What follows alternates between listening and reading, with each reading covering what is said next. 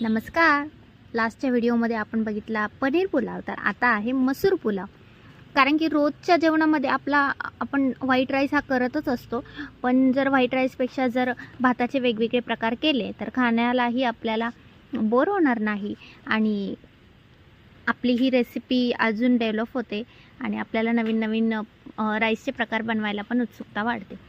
So आता पहिलेच कांदा जो मी टाकलेला होता तो गोल्डन करून घ्यायचा आहे. त्यामध्ये खडे मसाले टाकले मी आणि लसूण, अद्रक आणि हिरवी मिरची हे ठेचून घेतलं आणि थोडंसं टाकलं.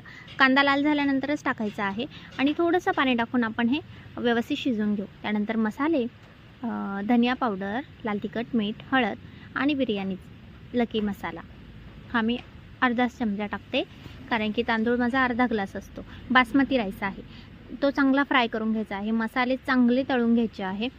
त्यानंतर मी हा अर्धा तास भिजवलेला मसूर होता, अख्खा मसूर, तो मी ह्या मसाल्यांमध्ये टाकला आणि याला चांगली वाफ काढून घेतली.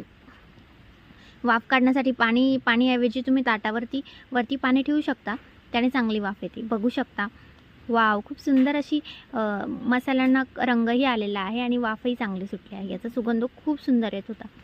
त्यानंतर ह्या स्टेजला यामध्ये तुम्ही बॉईल नाही, तुम्ही बटाटा टाकू शकता. बटाटा खूप सुंदर लागतो मसूर पुलावमध्ये, पण मी नाही टाकला. आणि त्यामध्ये चांगले तांदूळ जे मी अर्धा तास भिजवलेले होते ते टाकून घेतले आणि तांदळाच्याच प्रमाणानुसार पाणी टाकलं. पाणी टाकल्यानंतर ते चांगलं बॉईल झाल्यानंतर पाणी त्यातलं जिरल्यानंतर त्यामध्ये मी गावठी तूप टाकलं आणि तुम्ही हवं असेल तर पुदिनाही टाकू शकता, वरतून थोडी कोथिंबीर ॲड करू शकता, तळलेला कांदाही टाकू शकता. पाणी हे थोडं कमी झालं आहे, हे मी तूप टाकलेलं आहे आणि नंतर पाणी न टाकता फक्त वाफेवर शिजवला थोडा वेळ. बासमती तांदूळ लगेच शिजतो. पाणी त्यामध्ये मी ॲड केलं नाही, फक्त ताटावरती वाफेवर पाणी ठेवलेलं आणि हा राईस इतका सुंदर, इतका अप्रतिम झालेला. तुम्ही नक्की ट्राय करा आणि कमेंटमध्ये कळवा कसा वाटला. Like, share, subscribe.